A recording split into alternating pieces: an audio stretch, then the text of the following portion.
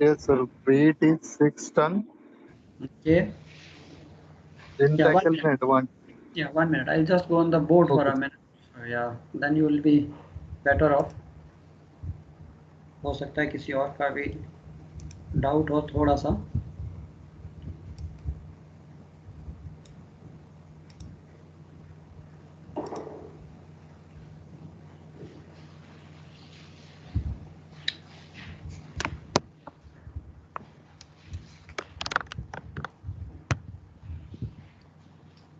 Yeah, okay. I hope all of you can see the board. हाँ जी, आप question बोलिए अभी. Sir, a 6 ton weight is to be lifted using a chain tackle to advantage. Okay, weight 6 ton and your tackle is gym tackle. Okay. Gin tackle is in advantage. If Okay. there is a lead block on the masthead, Okay. find the effort required. Okay. Okay. After Nice. that, Yeah. Okay. Effort required. Then what else? efficiency of the system, minimum size of polypropylene rope to be used, and Okay. friction to be assumed as 8% load per sheet. Okay. Okay. Understood. So your safety factor as it is 6. Now dear, this is very simple. You may be finding that your answer is coming different. Now we imagine this is your mast and we have a crane or a derrick, whatever you can assume. Now here we have a, what you are using a gin tackle, isn't it? So gin tackle to advantage. So gin tackle means, थोड़ा सा मैं इसको enlarge करके दिखाता हूँ.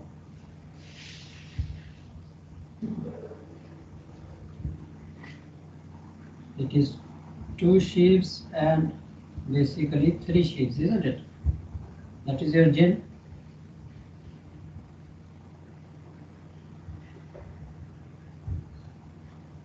And this is the weight we are going to lift. Now here he says it is rigged to advantage, isn't it? That means the hauling part is going up. And then rest of the rigging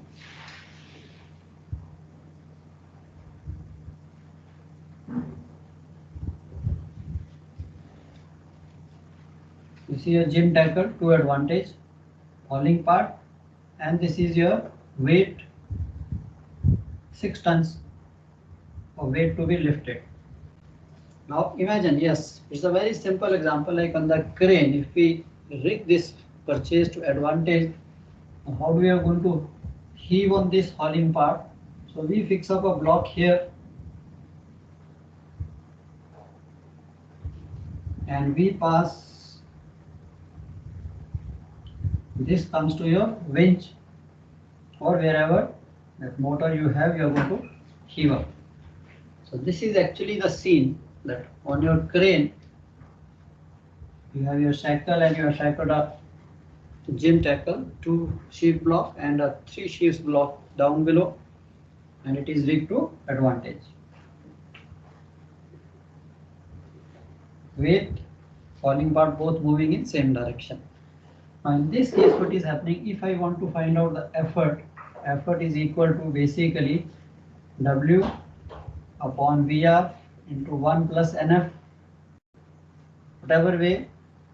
तो दूसरा formula वो भी same है, W plus NWF divided by VRF, it is same. So here my weight is 6, VR velocity ratio of gym tackle used to advantage, number of sheaves 5 plus 1 6. तो आप यहाँ पे लिख सकते हो VR will be equal to 5 plus 1. Show it like this. 1 plus number of sheaves. Now here the number of sheaves 1, 2, 3, 4, 5, and this is an additional sheave which has come into picture because this is a lead block. It is not giving me any advantage, but it is just changing the direction of the wire. So there is one sheave. This will also cause friction. This will also add up friction into the system. So it becomes number of sheaves here. आपका जो n है, so your n becomes 5 plus 1, 6. So we do 6 into 8%. 148, 1.48 tons. How much your answer is? 1.4. Okay, now you may be making a mistake of this number of sheaves. N number of sheaves here will be 5 plus 1 this lead block.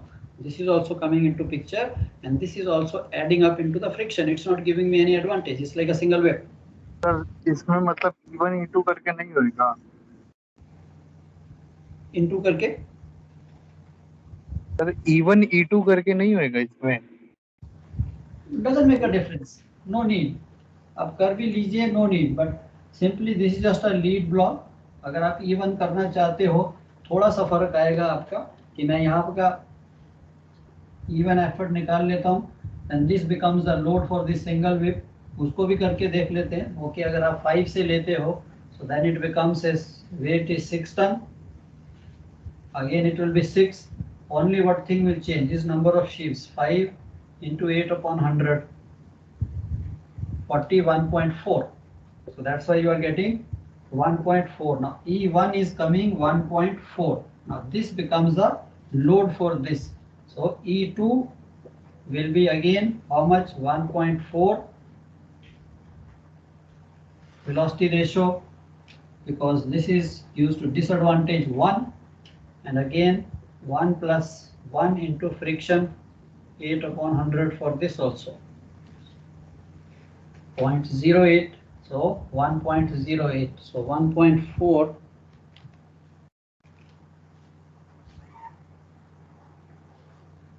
1.4 multiplied by 1.08, so your answer is coming 1.52. In this case your effort will be slightly more, 1.52. Here we are getting 1.48. So this is a very simple one, no need. In case if he says many blocks are there, here there is a block and then there is a lead block here also, and then you can do E1, E2, E3. उसको भी आप combine कर सकते हो. So for this is just a to advantage. यहाँ पे उसने एक block लगा दिया है. I think up to this. What is the answer in the book? Yes sir. What is the answer in the book? 1.48 ton sir. Yeah, so he has done it this way. So you can do it this way. This is just to advantage, and then he has just put a sir lead. Answer same नहीं आएगा तो कुछ problem नहीं है? No, no, no. Okay. So but अगर वहाँ पे वो कहता है ये भी एक lead block है, another lead block is there, then also you can do. You just increase the number of sheaves because they are not adding up anything. मैं यहाँ increase कर सकता हूँ. Otherwise E1, E2, E3 वैसे भी कर सकते हो. थोड़ा ही फर्क पड़ेगा. 1.48 is equal to 1.5. ये भी आपका 1.5. तो सर मतलब अगर कोई single Shiv out of tackle है तो उसको number of Shiv direct add कर सकते हैं गलती से मशीन पर? Correct, correct. Because what that sheave is doing, what this additional block is doing, it is not giving me any advantage, isn't it? Yes sir. It is just adding up the friction. Friction is 8% of the weight per sheave, isn't it? Her sheave जो है, Yes sir. if I am picking up a weight of 6 ton, it is giving me a friction of 8%, means 8 upon 100 into 6. इस weight का 8% of the weight, 8% of the weight. So this becomes 0.08 into 6. 0.48 tons की जो friction है, that is getting added up by each sheave. Okay, that's all. So this is how Yes, we sir. we are putting it. So आप उसको किसी method से भी कर सकते हो कि इसको कीजिए, थोड़ा सा आपको फर्क आएगा. Otherwise in the system I am just increasing the number of sheaves. जैसे मैंने आपको बताया था, आप 4 पिक स्टोर से you are picking up there is a davit and आपने यहाँ पे एक सिंगल विप लगा दिया and from your store inside ये आपका मूवी हैच है, and inside you got a 4 pick store. यहाँ से आपने ये वायर कॉइल उठाना है। अब इसको मैं अगर यहाँ पे खड़े होके डायरेक्टली अगर इसको यहाँ से ऊपर उठाता हूँ, I have to apply lot of force, because first of all I am putting against the gravity. तो मैं यहाँ से इसको डायरेक्ट उठाने की बजाय I just rig a single block and then I start heaving up. अब मैं इसको पुल करता हूँ, it is not giving me any advantage, it is just giving advantage. आपको वेट उठाना आसान दिख रहा है, क्यों? That you are pulling with the gravity, in the direction of gravity, तब ये आपको वेट आसान दिखता है। When you lift, just bend over it and you try to lift out of this manhole or booby hatch, आपको difficult लगता है, क्यों? You are applying a force against the gravity. Gravity नीचे कर रही है, आप उसको ऊपर उठा रहे हो, तब आपको टफ लगता है। यहाँ पे आपको इजी लगता है। That's all. I hope clear. और क्या था? I think rest you can. Mechanical advantage और what is this efficiency? Efficiency will be 6 divide by 1.48। Sir बाकी तो हो जाएगा उसके बाद। Your velocity ratio will be again I think 1/6, so into 100 will give you the this thing and size of the rope and all. So I think I hope clear to everyone. Sir इसमें अगर 2 block होंगे, 2 lead block होते हैं इसमें, तो sir उनका E2 और E3 अपना डिसएडवांटेज में होगा ना? Yeah. तो ये भी आपका, because this is this way and this is this way. Now this is again to disadvantage. यहाँ पे E3 जो है वो भी आपका सिंगल विप टू डिसएडवांटेज होगा। This is in opposite direction, ये इस डायरेक्शन में, आप इसको अपोजिट में पुल कर रहे हो, बिकॉज आपकी विंच जो है, just for clarity you can show your winch is here. ये वायर यहाँ पे जा रही है। Now it looks clear to you. Disadvantage, disadvantage, so E2 E3 थोड़ा सा आपका सेकंड डिजिट जो है चेंज हो जाएगा, दैट्स ऑल। चलो, I hope clear to everyone.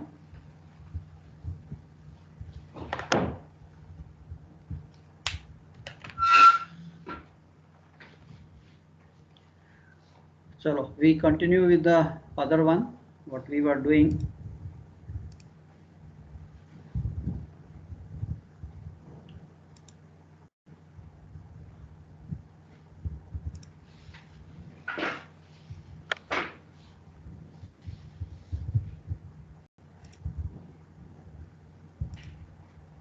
So we were here in cargo gear safety. This we had done. So this we know the safety devices. Before I put anybody on the safety or on the cargo gear on crane or David, I must make sure that this safety lock. Chain block भी cargo gear में आएगा ना? हाँ जी, chain block भी cargo gear में आएगा ना? No. Chain block normally is not taken into the cargo gear, because chain block is something portable we use, isn't it? Portable, yes. Yeah, so these are, of course, chain block is one of the lifting appliances, like in the engine room and all, they use it for lifting. They got the bigger chain blocks to take your, various pumps, liners, pistons and all that. So they do it, but that's a portable device. The lifting appliances, it is lifting appliances, but whereas now if you see, yes, अगर आप chain block को भी देखिए, so chain block भी tested आता है, उसका भी certificate रहता है. There has to be a certificate of the chain block that yes, that it is supposed to be lifting 2-ton chain block or 3-ton or 4-ton. हाँ, अब आप कहोगे कि उसकी regular जो है testing जो है, regular testing again, because it is not a fixed appliance, so उसकी जो testing है, until unless it goes, if there is a damage, normally we don't repair. So हम क्या करते हैं? If it is damaged, if it is not working, we throw it and ask for the new one, isn't it? तो वहाँ पे वो simple, crane या Derek को तो हम थ्रो नहीं कर सकते कि अच्छा भाई एक्सीडेंट हुआ तो उसको काट के निकाल के फेंक दो. So this is what we are doing. Lifting appliances means all stationary, mobile, or what we call handling appliances, including the permanent attachments such as cranes, derrick, shore-based power operated ramps used on shore or on board for suspending, raising or lowering cargo or moving them from one position to another. So this is your lifting appliances where it is concerned. Now we have seen loose gear, of course उसके साथ जो attach है, that also we know. अब lifting gear की जो examination है, inspection है, why? Because anything can happen, because safety of life, men are involved, we are using this loading discharging cargo, so nobody wants to take a risk. So the regulatory bodies, they say no, it must be inspected, it should be in good condition at all times before it is being put in use. So now it comes, if you see the lifting appliances we have seen, cargo gear भी है हमारे पास, life boat davits भी है, life saving appliances वो भी हम lifting appliances में ही consider करते हैं, but उनकी जो examination है, उनका जो inspection है, that is governed by different rules. So lifting appliances are examined in accordance with two main legal frameworks depending on the type of equipment. Ships, cranes, engine room cranes, lifting equipment examined in according to the merchant shipping regulations, flag state requirements, International Labour Organization convention where it applies. So ये जो है हमारे ये lifting appliances हैं, they all come under government bodies की इनको आपने कैसे करना है. Whereas if you see the ship mounted life saving appliances are examined in accordance with SOLAS. Again international IMO LSA code and flag state requirements, वहाँ पे आपका class surveyor जो भी है, whosoever is authorized, they make sure that these things are under this SOLAS. तो अब यहाँ पे हम अपनी जो lifting appliance जो cargo gear को कर रहे हैं, उसके लिए there are few persons who are authorized. तो उनकी डेफिनेशन है यार, व्हाट इज कॉम्पिटेंट पर्सन. ये तो है नहीं कि कोई भी जाके उसको कि अच्छा चेक किया, सब दिखा दिया है, ये screen is very nicely painted and all that, हाँ sir everything is good. And so सबसे पहले जो बंदा उसको चेक करेगा, the guy he has to have a knowledge. It is like tomorrow you are a duty officer, so you become, जिसे कहते हैं authorised, you have the authority. Why? Because you got some sort of certificate with you, isn't it? Somebody has found you qualified that you can do these jobs. So same way, a competent person is a person who is belonging to an establishment in India or anywhere in the world. It's like a government body approved by the chief inspector for the purpose of testing. So government body जो है, government के जो organizations हैं जो इस चीज़ को handle करते हैं, they appoint, or the chief inspector जो है, he appoints a competent person after seeing his qualification, experience and all that. यहाँ भी इसने किस फील्ड में इंजीनियरिंग की है, इसको मेटल की कितनी नॉलेज है, इसको ऑल दिस नॉलेज. जैसे आपकी नॉलेज अभी टेस्ट हो रही है, MMD टेस्ट करेगी कि हाँ भाई आपको आता भी है कुछ कि नहीं आता, what all you know, how will you do this, how will you do that. तो आपने भी पढ़ाई की है. Same way the competent person is who has the knowledge of again this metallurgy, annealing, and then they know कि lifting appliances उनको सब पता होना चाहिए कि उसकी safe working load क्या है, उसका all this testing of these things. So they are authorized, they have been appointed by the government, so they come and they have the authority. Yes, it's like जैसे हमारे DG shipping के surveyors and they have the authority to check you, to pass you, to fail you. So similarly these competent persons again are the government bodies appointed people, and they come and they check. Responsible person again means a person appointed by employer, master of a ship, owner of the gear. अब आप किनारा में gear crane चला रहे हो, so it is the owner जो है, he has to appoint, he has to see. अब आपको एक ड्राइवर भी रखना अपनी मर्सिडीज गाड़ी चलाने के लिए, so definitely you will also see his qualification, experience, isn't it? ऐसे तो रख नहीं दोगे उसकी शक्ल देख. So similarly the responsible person is again appointed by the employer or even the master of a ship, as the case may be, to be responsible for the performance of specific duty or duties, and who has sufficient knowledge. So तभी आपकी appointment होगी कि हाँ भाई ठीक है, you can do this, you can be a chief officer of a ship because you have sufficient knowledge and experience for the requisite authority for proper performance of duties. अब watch में आप एक AB को तो नहीं खड़ा कर सकते ना ब्रिज वॉच पे कि हाँ भी चलो ठीक है, he is the officer of the watch. कुछ ना कुछ तो क्वालिफिकेशन चाहिए उसके लिए, कुछ ना कुछ तो नॉलेज एक्सपीरियंस चाहिए. And then authorised person means a person authorised by the employer, master of a ship, और रिस्पॉन्सिबल पर्सन कि जैसे चीफ ऑफिसर आपको अपॉइंट करते हैं, okay duty officer you can go and stand outside, just see somebody is working inside that tank. So you are also authorized. Why? Because आपको भी उस conditions, उस task का सब कुछ पता है. You also know you can take the specific task possessing necessary technical knowledge and experience. So ये तो थे, these are the people who can come check the things. अब power of these inspectors, अब ये जो inspectors हैं, ये जो आएंगे, because they are authorized by the government and it's a legal framework. So inspector may at any port for which he is appointed, he can come on the ship. He will come to you. He will introduce you that with the proper letter or whatever system they have, that I am so and so person and I have come for the inspection. Cargo gate की मैंने inspection करनी है, तो आपको ये ठीक है, कोई बात नहीं. So we have to be very polite with any authority. It is just that we are all human beings, so we are all civilised people. ये तो है नहीं कि स्ट्राइप लगा ली तो हम दूसरे को कुछ भी ना समझे. So same way it is everyone respects each other. Then he can make examination of the ship, dock, lifting appliance, loose gear, lifting device, staging, transport, anything, because he is authorized. And he requires any register, muster roll or other document relating to the employment of the dock workers. Then he can go to captain, he can see कि अच्छा भी आपका जो crew है उसकी जरा हमें certificates दिखाइए, उनका CTC जो भी उनकी requirement है. So captain keeps all the documents, isn't it? So all the crew, everybody who's working on the ship, they come through a proper channel, proper qualification. Then he can take on the spot or otherwise such evidence of any person which he may deem necessary. So जो भी उसको चाहिए कि उसको लगता है कोई आपकी क्रेन ठीक नहीं है. नॉर्मली अगर कोई स्टीविडोर भी उसको कंप्लेंट करता है कि सर उसकी क्रेन जो है हमें सस्पिशन है, कुछ भी है, वो नहीं ठीक लग रही, तो they can come and examine. तो आप दिखा सकते हो कि ये लो भाई, it is been tested, it is been examined by the authority.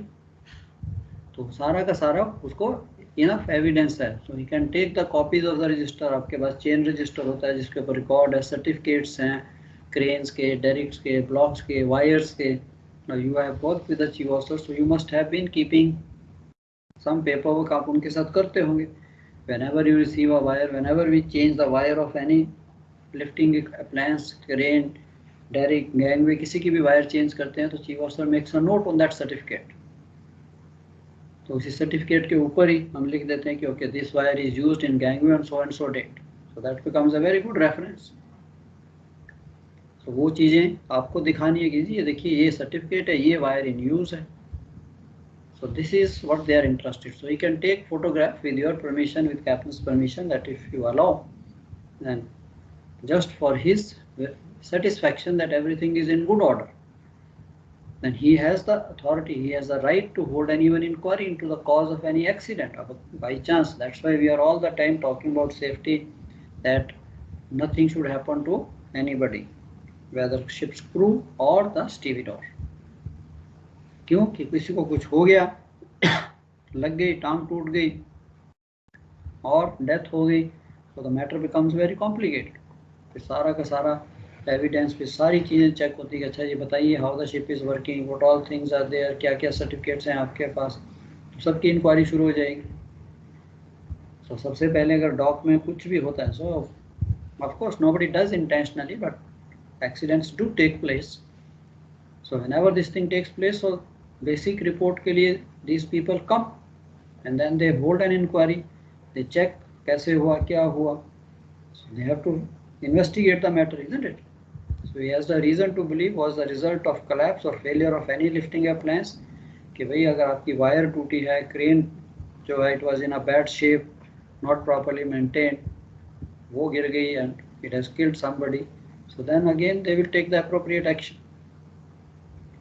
Then they can issue a show cause notice relating to safety, health, welfare provisions arising under the act. So ये आजकल सारी ports में है. Not only in India, all over the world people come and check because everyone is safety conscious that nothing should happen. जहाँ पे भी कोई भी काम कर रहा है, he should work in the safe environment. That's all. The safe environment means not your आपका हवा पानी safe होना चाहिए.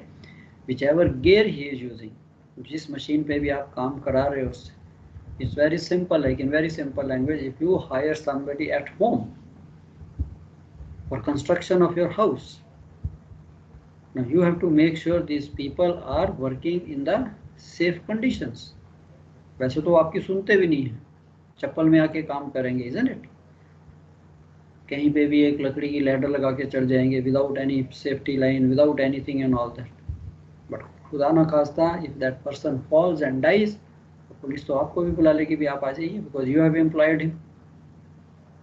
आपने क्यों नहीं ध्यान दिया सेफ्टी, क्यों उसको इतना ऊपर चढ़ाया।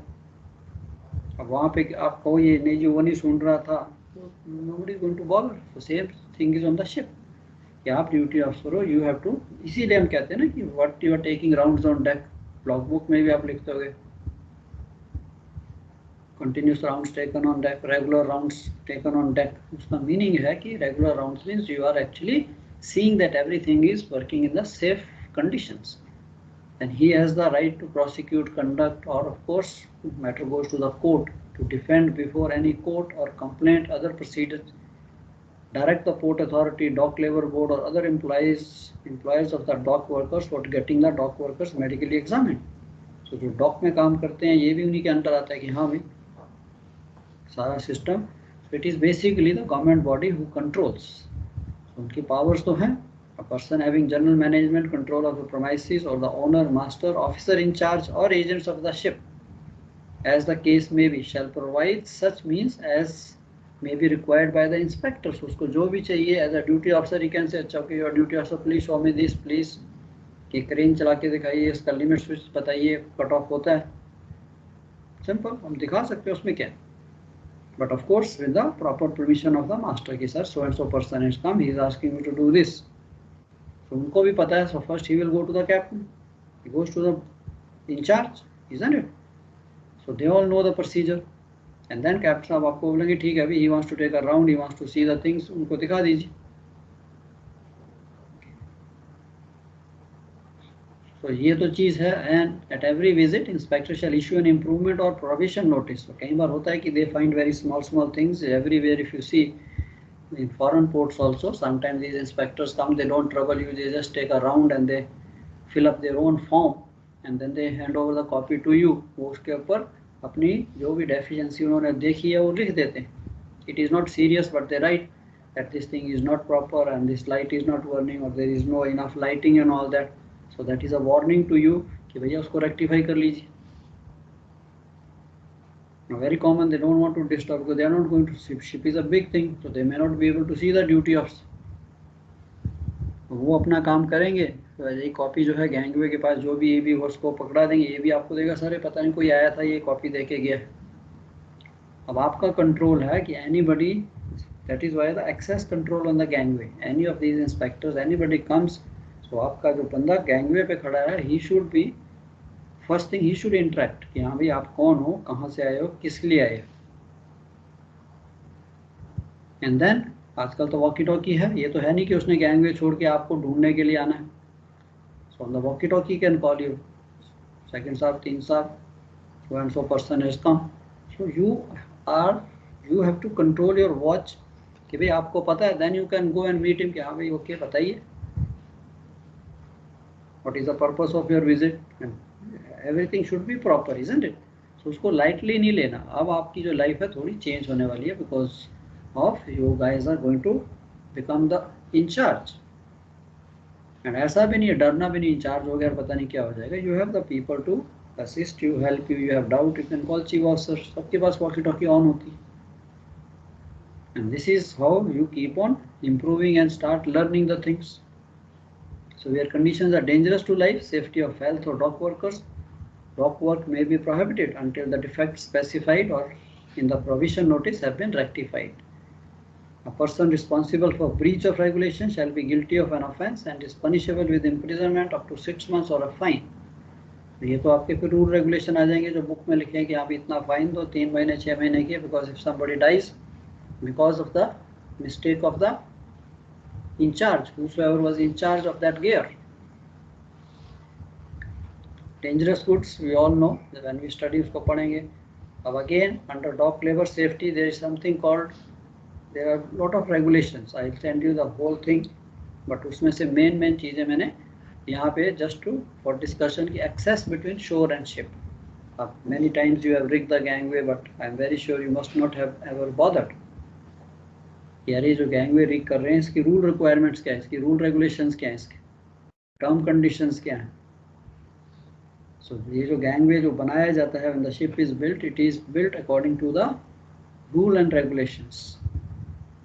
किसी भी ये नहीं कि पर्टिकुलर कंट्री के रूल रेगुलेशन, यहाँ पे जो गैंगवे है that is almost international regulation है भी। It is the ships responsibility.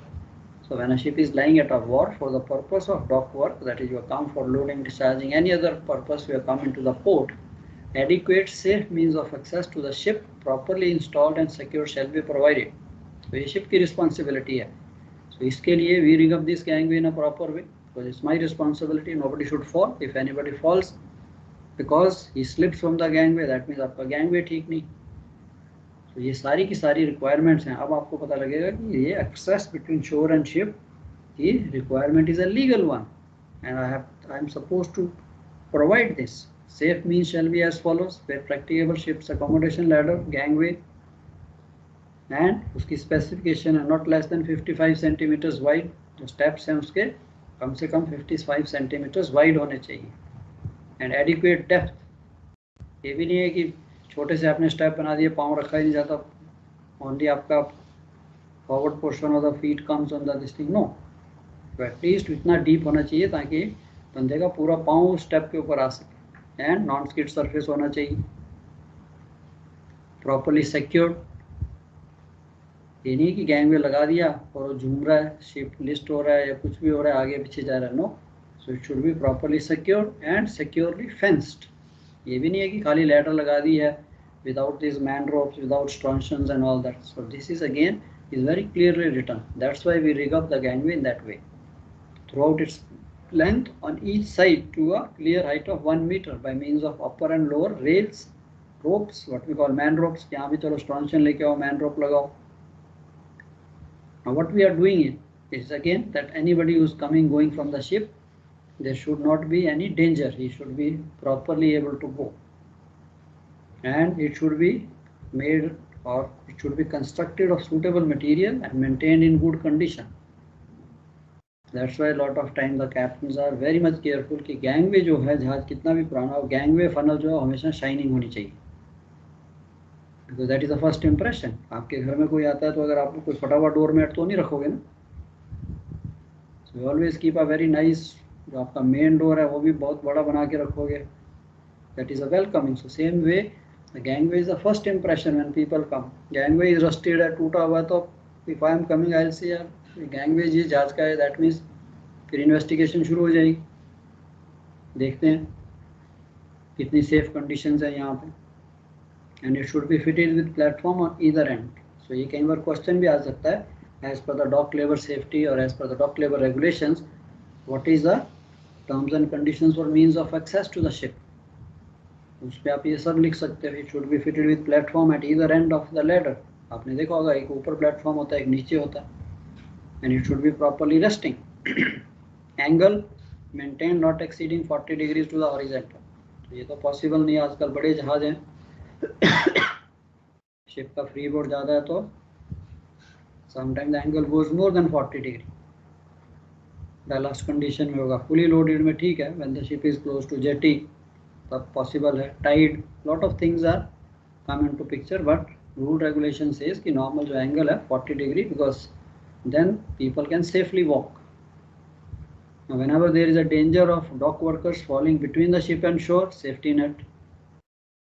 अब आपने समझा होगा कि चीफ ऑफिसर आपको बोलते हैं, ड्यूटी ऑफिसर कल को आपको कि आपने गैंगवे लगाना है, मैन रोप भी अच्छी होनी चाहिए, साफ होनी चाहिए एंड सेफ्टी नेट भी होना चाहिए।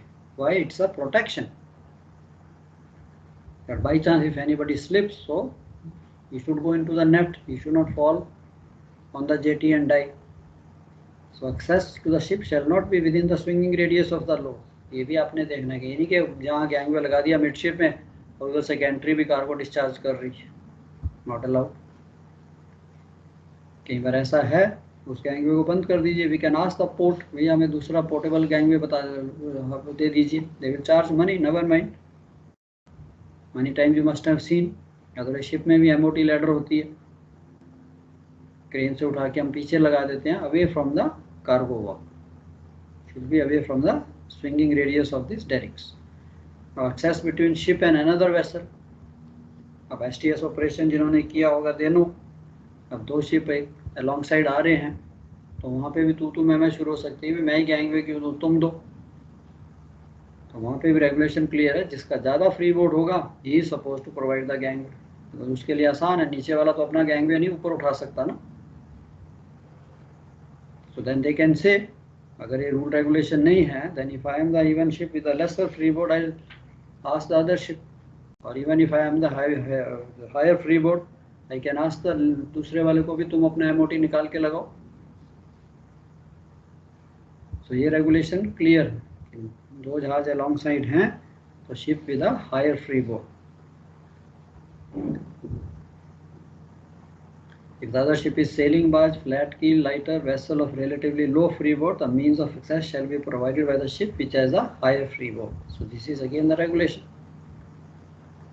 Fencing and means of access to the lifting appliances. अब आपके पास क्रेन तो आपने सब पढ़ ली कि हाँ यार ये क्रेन है, उसकी मैं सब चेक करूँगा।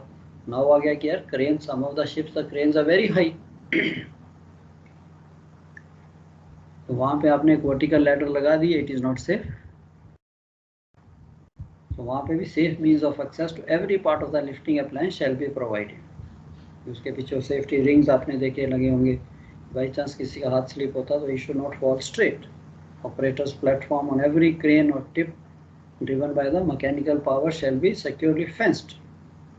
तो कई बार तो है कि बहुत हायर अप है, ऑफ कोर्स जैसे बल्क कैरियर्स में आपने देखा ऑस्ट्रेलियन लैडर्स, पहले तो वर्टिकल लैडर्स होती, but the ship was going to Australia and all, so they don't want this one straight ladder into the hold, so वहाँ का रेगुलेशन है कि यस लैडर होगी, फिर एक स्लांटिंग लैडर, फिर प्लेटफॉर्म, फिर आप छोटी सी वो बना सकते हो, फिर आगे दूसरी slanting ladder. so this is basically all for the safety. Sides of ladder shall extend to reasonable distance beyond the platform or suitable, so ये भी चीज़ें हम चेक करेंगे। Fencing around the hatchways. Now ये slowly now अब आप rule regulation पढ़ रहे हो, अब आपके ऊपर रिस्पॉन्सिबिलिटी आ रही है कि यस कि भैया अगर मैंने किसी को होल्ड में भेजना है, every hatchway of hold exceeding 1.5 metre in depth which is not protected by coaming to a clear height when not in use either be effectively fenced to a height of 1 meter or be securely covered to prevent dock workers from falling. अब ये भी नहीं है कि आपने अभी आपके बूवीएस देखिए, isn't it? थोड़ी हाइट होती है डेक से, 1 मीटर की हाइट होगी, फिर उसके ऊपर बूवीएस का कवर होता है। आपके जो होल्ड्स हैं उनमें भी कॉमिंग है, ये तो है नहीं कि मेन डेक चल रही है और सडनली आपका एकदम से जैसे मैनुअल टाइप कि पूरा का पूरा हैच ओपनिंग काट दी उन्होंने, देन तो एनीबडी कैन फॉल। सो आपके जो हैच कवर्स हैं, जो होल्ड्स हैं, उनके ऊपर जो कोमिंग है, it is well nobody can fall. हाँ, internal somebody wants to die, then he wants to climb up the coaming and then jump, that is a different story. वो भी है चीज़ है, वो भी आपके nicely they are fenced, but अगर बाई चांस जैसे हमने मैनुअल्स वगैरह हैं नहीं है तो उनके चारों तरफ फेंसिंग कर दीजिए। मशीनरी सेम, आपकी विंचेस, मोटर्स जहाँ पे भी हैं, उनकी जहाँ पे भी motors moving parts are there, so you got to be careful that all these machinery जितने मूविंग पार्ट हैं दे आर वेल प्रोटेक्टेड। ये नहीं कि आप चलते चलते किसी का हाथ आ गया वहाँ, जब आपने मेंटेनेंस भी करनी है that time keep the machinery of. Windless वगैरह आपने देखा होगा, उसके जो गियर्स हैं उसके ऊपर कवर लगा होता। एंकर स्टेशन अटेंड किए थे ना, गए थे फॉरवर्ड चीफ ऑफिसर के साथ, सेकंड ऑफिसर के साथ एंकर स्टेशन? यस सर, गए थे। देखा होगा आपने, विंडलेस होती है, उसके जो ओपन गियर्स होते हैं, isn't it? So they are not kept open, so उनके ऊपर एक कवर लगा होता है, isn't it? So जो भी गेयरिंग है, जो भी मोटर्स है, जहाँ पे भी कुछ भी पार्ट है जो डेंजरस है, कहीं पे किसी का हाथ पांव आ सकता है, so this is again the regulation, it should be properly fenced. Steam pipelines हैं, तो आजकल कम है, but some of the tankers you have heating pipes and all that, पर प्रीवियस टाइम में तो even we had steam winches. अब steam winches हैं तो स्टीम पाइपलाइन तो चलेगी विंच तक जाने के लिए। Now you know steam is so hot, steel pipe के अंदर स्टीम चल रही है तो उसका अगर बाई चांस आपका हाथ पाँव लग गया जल जाएगा। तो अगर ऐसा कोई सिस्टम है तो that should be proper lagging होनी चाहिए उसके ऊपर। Engine room very common, if you have been to engine room you must have seen, जहाँ पे उनके ऑयल पाइपलाइन है, जहाँ पे the very hot oil is going, और स्टीम पाइप्स सारे के सब के ऊपर लैगिंग लगी होती है। सो दैट, तो ये नहीं है कि रूल रेगुलेशन डेक के लिए ही, it is for the full ship. Fencing of dangerous parts of machinery shall not be removed while the machinery is in motion. So ये देखो उसमें कितनी उन्होंने डिटेल में लिखा हुआ है, फिर वो आपको पकड़ेंगे भी, देखो ये लिखा हुआ था तो आपने ऐसा क्यों नहीं किया, शॉर्टकट क्यों किया। Machinery parts shall be cleaned when the machine is stopped. Very common, आपने एबी को बिठा दिया या फिटर्स को बिठा दिया कि हाँ इसको ये करो, और मशीन चल रही थी, हाँ सर मैं कर दूंगा, वो तो आपको बोलेंगे सर कुछ नहीं होता। बिजली वाले आते हैं, सर रहने दो पावर नहीं चाहिए, मेन पावर ऑफ करने की जरूरत नहीं, मैं चेंज कर दूंगा, एंड फिर वो हंसता हुआ नजर आता है। तो वहां पे आपने पोलाइटली कि नो भाई no, if you are not touching anything put the main power off, if you are doing anything any machine windlass winches very common, you do the greasing. अब ये तो है नहीं कि उसको उसका जो लीवर है उसको बांध के कि हाँ चलने दो, हाँ सर बहुत अच्छी ग्रीसिंग होगी, नो, बाई चांस उसका हाथ या कुछ बॉयलर शूट आया तो पहला क्वेश्चन आपको पूछा जाएगा। कंस्ट्रक्शन मेंटेनेंस स्टेजिंग, इसके भी रेगुलेशन है, I think you all have been doing staging, आपने देखी है, उसमें there is nothing much, it is all written here, but whatever you are doing की स्टेजिंग है उसकी inspection, chief officer when he gives the job he inspects that stage ropes before you put anybody, because it's a very risky job, you are putting a life on those stages, painting your bridge front, painting funnels, painting ship side, we do rig the stages and all that. So तो जो आपकी stages हैं, wooden stages हैं, उसकी condition क्या है, rope की क्या condition है, तो planks हैं what we call the stages, और सारी की सारी should be carefully examined. Sometimes you may be deputed, you may be made in charge, dry dock में common है, कहीं कहीं हम काम करते हैं। So, मैं ये नहीं कहता कि you go against the crew and all that, ठीक है, दे आर आल्सो एक्सपीरियंस, वो भी वैसे ही बोल देंगे, जिसने भी जाना है वो पहले ही बोलेगा नहीं सर ये रोप ठीक नहीं है, इसको नई रोप चाहिए मेरे को, ही इज राइट। सो आपने भी देखना है जो रोप्स यूज हो रही है, हीविंग लाइन, जो भी पार्ट यूज हो रहा है, दैट इज, इतनी knowledge I think everybody has, यार कुछ खराब दिख रही है या टूटने का डर है, नहीं लगा लीजिए। So this is regarding your all this staging, access, ropes. Again देखो कितना चलेगा, fiber rope shall not pass over sharp edges. आपने तो लगा दिया कि यहाँ जी रेलिंग की बजाय वहाँ पे स्टील प्लेट के ऊपर से आपने रोप को बांध दिया, चांसेस आर देयर वो कट जाएगी। Work on stages not more than 2 men.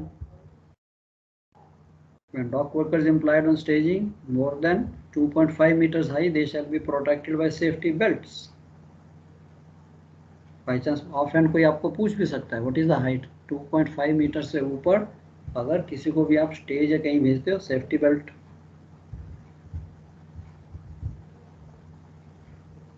Prior to each use, belts lifeline shall be inspected for dry, rot, chemical damage or other defects. तो इसमें हमें ज़्यादा ही नहीं, पूरा दिन लगाना होता है, just takes 10 minutes, everybody takes care, even the bosun, he himself, he is also responsible, he also sees, but chief officer भी जाते हुए कि हमें दिखाइए ठीक है, ये रस्सी ठीक है, many times I have done it, no bosun ये रोप ठीक नहीं दिख रही, चेंज कीजिए, नहीं काटिए, सर कुछ नहीं होता सर ये थोड़ी सी गंदी है, no no no point taking risk, नई रोप ले लीजिए वहाँ से।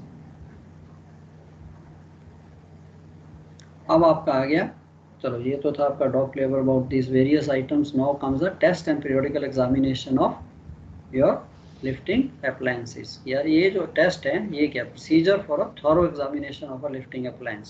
सो इसका प्रोसीजर सबसे पहले तो डॉक्यूमेंटेशन, कोई भी सर्वे होता है, कोई भी कुछ होता है तो सर्वेयर जो आता है तो first thing he checks the documents. So before commencing a thorough examination the surveyor will need to see the register, what we call the chain register, जिसके अंदर आपकी सारी एंट्रीज हैं। चेन रजिस्टर का इट्स जस्ट अ बही खाता, कौन सी crane कब टेस्ट हुई, कब इंस्पेक्ट किया, क्या किया, वो सारी उसके ऊपर एक रेडी रेफरेंस के लिए है। प्लस उसके एंड में ही एक जो भी सर्टिफिकेट्स होते हैं वो सारे डिटेल सर्टिफिकेट में सारी डिटेल होती है। चेन रजिस्टर के जो आपके सेक्शंस हैं, पार्ट 1, पार्ट 2, पार्ट 3, उनमें तो एक बेसिकली लाइक का विंडो बनी है जिसके ऊपर वो सिग्नेचर करेगा, डेट लिखेगा, बट उसने टोटल आपका इस क्रेन के साथ क्या किया है, कितने एंगल पे कितना लोड है, वो एक सेपरेट सर्टिफिकेट इशू होगा। उसका भी फॉर्मेट स्टैंडर्ड है, ये आइटम उसमें होनी चाहिए। And then that certificate is also attached with the chain register, वो भी हम पढ़ेंगे। तो पहले तो documentation, check existing certificates for appliances, ropes, loose gear. So कल आप थर्ड ऑफिसर बनने वाले हो, जो भी आपके पास जो भी इक्विपमेंट आपके अंडर है, तो उन सारी चीज़ों की आपने ये चीज़ देख के रखनी है कि यार लाइफ बोट है, लाइफ राफ्ट है, उसका सर्टिफिकेट्स कैप्टन साहब के पास होते हैं। But you also have to have a register कि भाई इसकी लास्ट एग्जामिनेशन कब हुआ था, नेक्स्ट कब ड्यू है, लाइफ राफ्ट कब ड्यू है, लाइफ बॉयज़ कितने हैं, सब की सब स्पेसिफिकेशन आपके पास होनी चाहिए। Then you will look at the survey history, कुछ पेंडिंग तो नहीं है। Check if there is any recurring problems, that will be necessary to see any maintenance service records.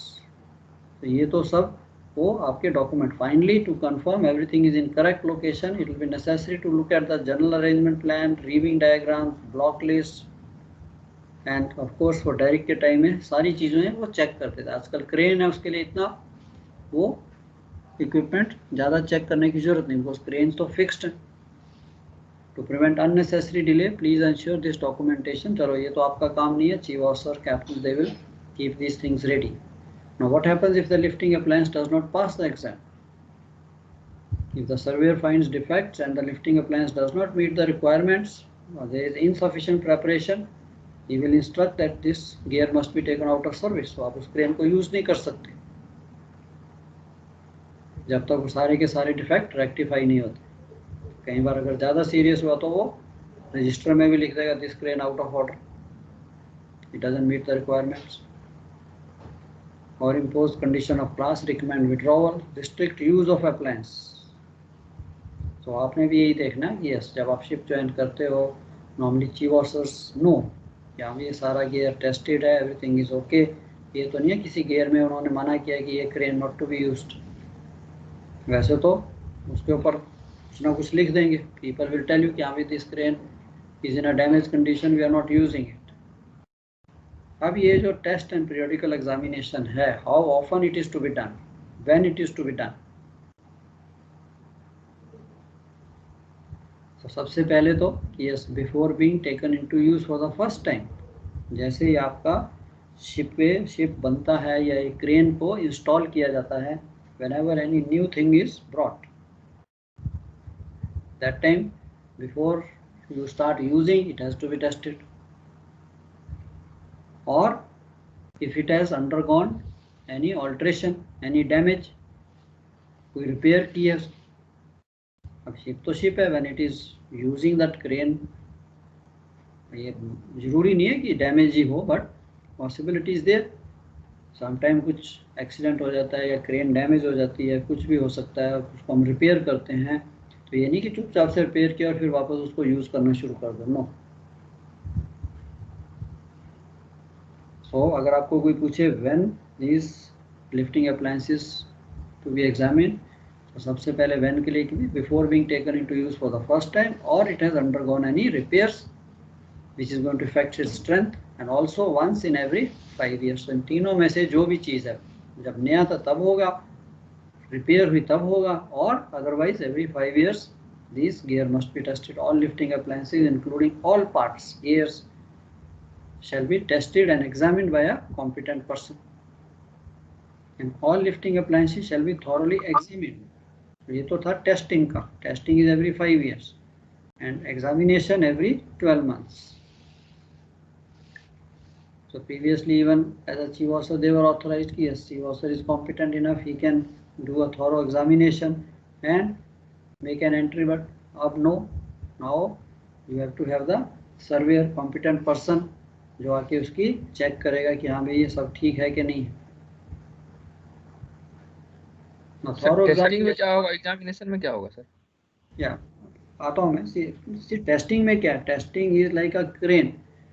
उसकी testing actually I want to see that if my crane is 20 ton का load के लिए बनी है, 20 ton safe working load के लिए बनी, yes sir, then it has to be tested. Tested means it will be tested for say 20 ton plus 25% extra, means 25 ton. So they will try to lift a load of 25 ton and then they will move the whole crane port to starboard up and down with 25 ton load, and then they will see that this crane is yes sir, picking up the load and not making any noise. चूचा तो नहीं कर रही कहीं से. Sometimes it is possible. Crane पुरानी है, नहीं हुई, अंदर प्रेशर, उसका हाइड्रोलिक प्रेशर ही नहीं बन रहा उतना. 25 टन कह रहे हो, 18 टन के बाद ही उठाती नहीं है वेट. जैसे ही आप उठाते हो नो बाईपास हो जाता है. तो ये तो हमारे लिए भी अच्छा है. तो इसका वी विल सी इसका अगेन टेस्टिंग का. तो there are 2 types of test. अच्छा, टेस्टिंग के लिए there are 2 things. One is actual जो है dynamic testing, one is static test and one is dynamic. तो मैं आपको बता रहा हूँ this called the dynamic test. Normally we do it in the dry dock. कि वहाँ पे उनके पास सीमेंट के ब्लॉक्स होते हैं, वेटेड ब्लॉक्स होते हैं, उनका वेट उनको पता है 20 टन 25-30 टन के उन्होंने ब्लॉक्स रखे हैं. वो स्लिंग लगाते हैं, then you lift the block with the crane and you move the crane, because operation में हमने उसको वेट को उठा के मूव ही करना है. एंड सेकेंड इज कि समटाइम्स क्रेन डैमेज हो जाती है. जैसे आपने कहा भी आपने उसको रिपेयर कराया कहीं पोर्ट में, अब मेरे को उसको यूज़ करना है, तो वी विल कॉल समबडी कि यहाँ भी इसकी टेस्टिंग कीजिए. अब वो उसके पास तो 25 टन का वेट नहीं हो सकता. Of course nowadays technology is there. Technology क्या है, it is simple. They have this high density polyurethane bags, plastic के बैग्स हैं, वो खाली फोल्ड करके लेके आता है. उसके बाद वो आपका डेक वाटर से उसमें पानी भर देता है. And he knows the capacity of that bag कि 1.025 डेंसिटी का है, तो उसके अंदर 25 टन पानी की कैपेसिटी का बैग लेके आएगा. तो then you can do the same testing. Same way even the life boats are tested. Life boats का भी डायनामिक टेस्ट होता है. अब लाइफ बोट्स का डायनामिक टेस्ट इज सिमिलर कि भाई life boat capacity with full complement. खाली तो हम अप एंड डाउन करते ही हैं, but life boat with full capacity. अब फुल कैपेसिटी है कि यार 25 बंदों की लाइफ बोट है या 20 की लाइफ बोट है, 75% ईच इंटू 25, तो उतना उस लाइफ बोट के अंदर वेट होना चाहिए. तो वेट कैसे डालेंगे? तो दे ब्रिंग दिस बैग्स. वो बैग्स में पानी भरते हैं और उनको पता है कि ये बैग का वेट 5 टन 10 टन 15 टन जितना भी है वो बैग आपके बोट में रख देगा. And then you operate the boat. Similarly for the derricks also, for the cranes also. But एक स्टैटिक होता है कि यार चलो अभी पोर्ट है अफ्रीका में कहीं गए, वहाँ पे वर्कशॉप है, उसके पास कुछ भी नहीं है. वो कहेगा सर हमारे पास तो मीटर है, डायनोमीटर कहते हैं जिससे, स्प्रिंग बैलेंस. लेबॉर्ट्री में देखा होगा आपने, फिजिक्स की लैब में नहीं, स्प्रिंग बैलेंस किनारों में भी यूज़ होता है. तो वो थोड़ा सॉलिड होता है, तो उसको एक आप सॉलिड पॉइंट पे अपनी स्लिंग से बांध देते हो एंड देन आप हुक के साथ, so you also try to lift the, but that is static. भी आपने जो ब्लॉक है उसको एक ही आई पे बांध के रखा होगा. You can not move the crane, but at least कुछ ना कुछ होने से तो बेटर है कि चल यार अब मैंने क्रेन को इसको टेस्ट किया है, ये इतना लोड उठा रही है कि नहीं. मीटर पे आपको इंडिकेशन आ जाएगी. सो this is how the testing of the cargo gear is done. उसमें सारा जो भी है तो उसका प्रोसीजर है कि ये नहीं कि सीधा आए जो हाँ जी चलो उठाओ वेट उठाओ और चलो जी. नो, उससे पहले उसकी वो एग्जामिनेशन करेगा. देखने जैसे डॉक्टर है, ऑपरेशन से पहले वो कितनी चीज़ें चेक करते हैं कि नहीं करते. आपका बीपी, आपका ब्लड. Yes sir. ये तो है नहीं कि सीधा चलो जो ऑपरेशन थिएटर में और काटाकाटी शुरू कर दो और उसके बाद आपका ब्लड ही क्लॉट ही नहीं हो रहा. तो सेम वे यहाँ पे भी गियर का एग्जामिनेशन करना है कि it is fit to be tested और नॉट, क्योंकि you are going to put a extra load. चलो चाय पी लेते हैं फिर 15 मिनट के बाद. So we will discuss these things. And chain register, ये क्वेश्चन भी कॉमन है. What is thorough examination, what is the objective of thorough examination, and how thorough examination is carried out, and what interval, and what are the contents of chain register. That's all. तो इसको आपने एक simple language में समझना है and then समझ के try to right yourself कि कार्गो गियर है क्या, उसकी एग्जामिनेशन क्यों होनी चाहिए, वो भी आपने देख लिया, सेफ्टी। एंड ये जो एग्जामिनेशन है इसका पर्पस क्या है, what is the meaning of thorough examination, then how it is conducted, how often to be conducted and how it is conducted, वो भी मैंने आपको बता दिया। प्रोसीजर भी आपने देख लिया कि हाँ भी सबसे पहले डॉक्यूमेंटेशन, आप किसी भी इंटरव्यू में जाते हो तो सबसे पहले वो कहते हैं अपने सर्टिफिकेट की फाइल दिखाओ, इजंट इट। ये तो है नहीं कि सीधा क्वेश्चन पूछना शुरू कर देते। तो वही चीज़ है, शिप में भी वही है, डॉक्यूमेंटेशन, फिर चलो डेक पे, फिर देखते हैं। चलो अब a cup of tea, 15 minute में मिलते हैं। Yes sir, yes sir, thank you. Yeah 11:30 ठीक है, 11:30। Thank you sir. Yeah okay,